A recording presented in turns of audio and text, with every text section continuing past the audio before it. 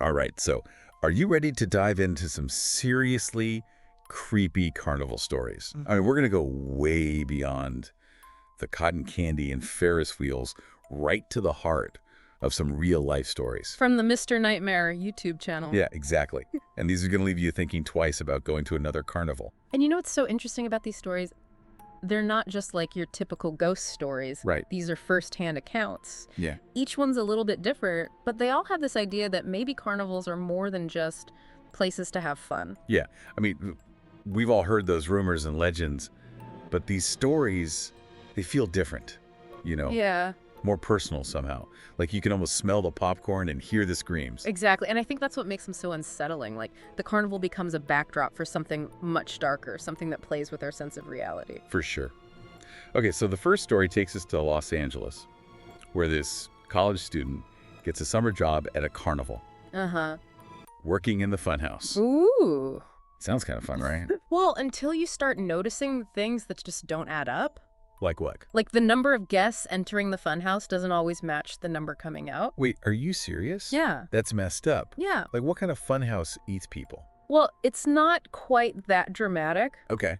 but he keeps noticing these discrepancies. Okay. 7 people go in, only 6 come out. It happens over and over again, and it starts to really get under his skin. I bet. I mean, I would be freaking out. It's a funhouse, right? Yeah. It's supposed to be all like disorienting, but this is like next level. It is, and it makes you wonder about the psychology of the funhouse itself. Yeah. You go in expecting to be tricked, but at what point does that playful distortion become something more sinister? Okay, now I'm getting goosebumps. Yeah. So what happens next? Does he figure out like where everyone's going? So one day, this really beautiful blonde girl enters the funhouse and vanishes. Oh no. And he's captivated by her, and he goes looking for her and stumbles on this hidden passageway in the wall.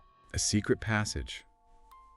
Okay, this is getting good. Was it like a hidden employee area or something? Not exactly. This passage leads outside, which seems to explain the missing guests, right? Yeah. But then he finds another hidden door. This one leads down a ladder into a dark, damp tunnel. Oh no, a tunnel under the funhouse. I don't like where this is going. And the smell, he describes it as putrid. You can just feel the clammy air and the darkness closing in as he goes deeper into this tunnel. It's like the funhouse is swallowing him up. So creepy. Okay, I need to know what he finds down there. Don't leave me hanging.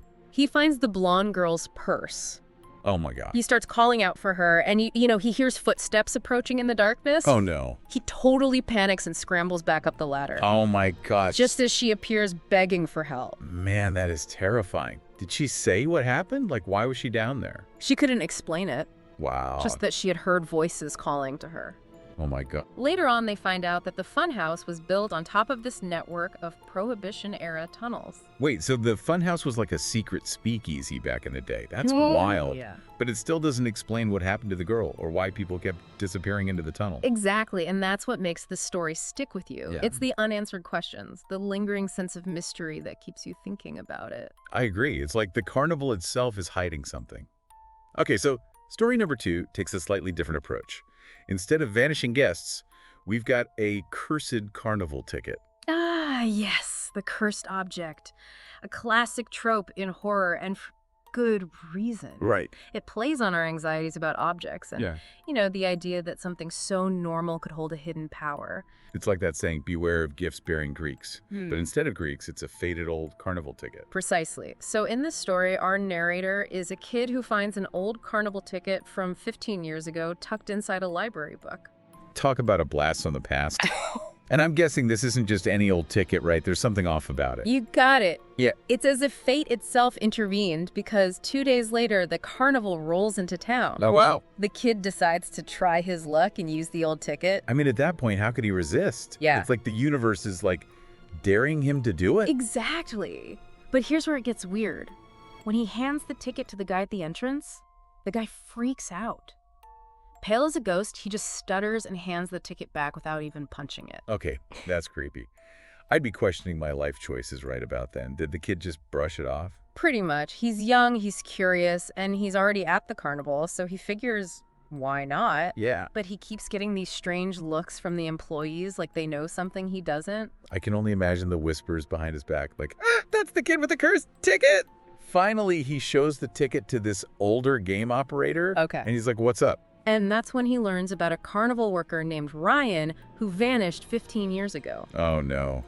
I see where this is going. It can't be good. It's not. Turns out the only thing ever found was Ryan's wallet, and inside was a ticket just like the one the kid found. Whoa. Okay, that's a major coincidence. Yeah. It's making me think about those stories about, like, cursed Egyptian artifacts and the people who mess with them. Bad things tend to happen. Right.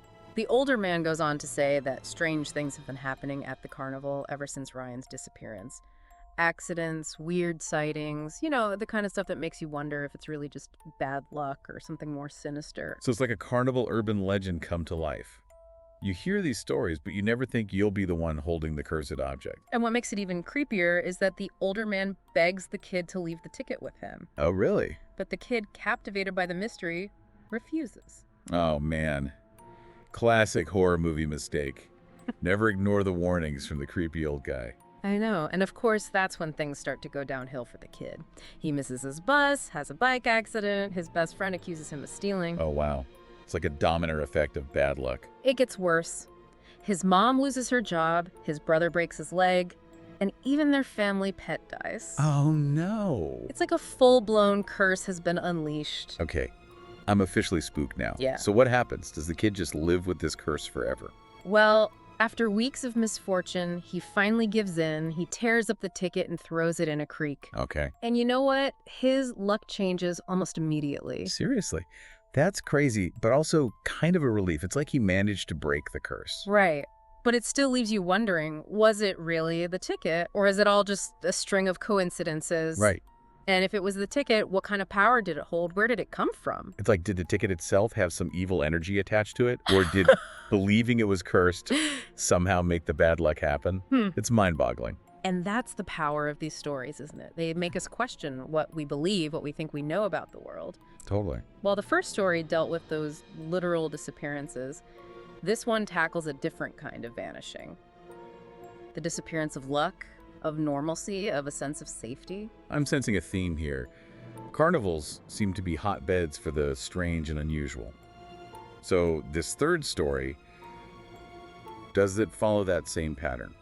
Well, this one's interesting because the narrator actually hates carnivals. Oh, really? Yeah, he's like dragged to one by his sister Uh-huh. and ends up alone after she and their mom leave. Oh, no. You can already sense the bad vibes. It's like he's walking into his own personal horror movie. And to top it off, he decides to go into the funhouse. Oh, no, not the funhouse again. No. I swear those places are like magnets for creepy stuff.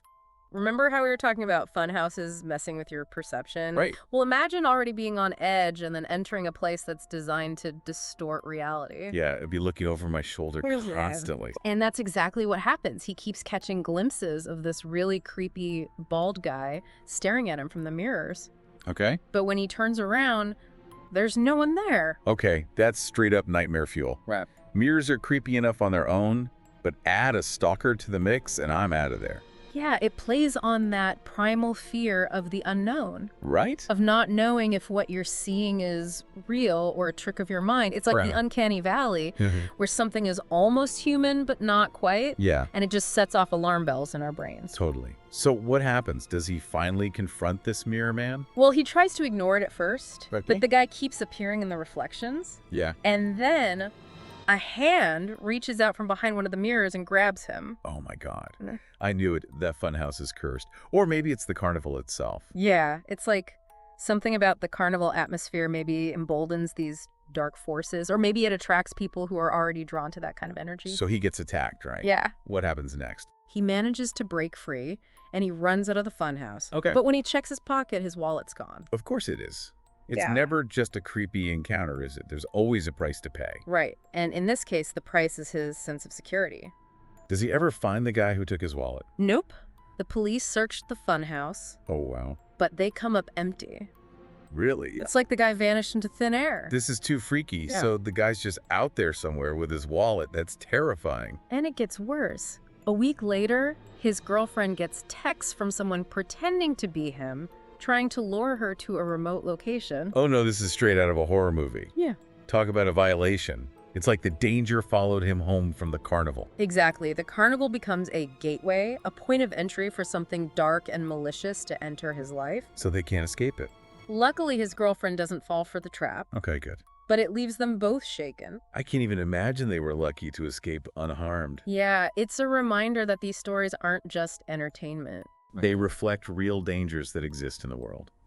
So we've got 3 stories, 3 different narrators, all with these unsettling experiences at carnivals. Right?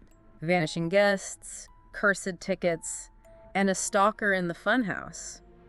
It's a lot to process. It is. What do you think it all means? You know, what strikes me is that despite the fear and the darkness, these stories also highlight our fascination with the unknown. Yeah. We're drawn to these mysteries, to these glimpses behind the curtain of everyday life. Yeah, it's like we can't resist peeking into the shadows even if it scares us. Right. Carnivals, with their illusions and their hidden corners, provide the perfect setting for these stories to unfold. Right? They tap into that primal part of our brain that loves a good scare, that craves a taste of the forbidden. It's like those true crime podcasts that everyone's obsessed with. Uh-huh. We're simultaneously horrified and captivated. Exactly. And maybe that's part of why these carnival stories resonate so deeply with us. They remind us that the world is a much stranger and more mysterious place than we often give it credit for. That is so true. Well, that was a wild ride. It was. I don't know about you, but I'm going to be looking at carnivals a little differently from now on. I do too. So the next time you're at a carnival, take a moment to really look around. Is everything as innocent as it seems? Or is there something more hiding in the shadows, waiting to be discovered? Maybe it's better not to know. But if you do have any carnival encounters you want to share, hit us up on social media. We're always down for a good, spooky story. Until next time, stay curious and keep diving deep.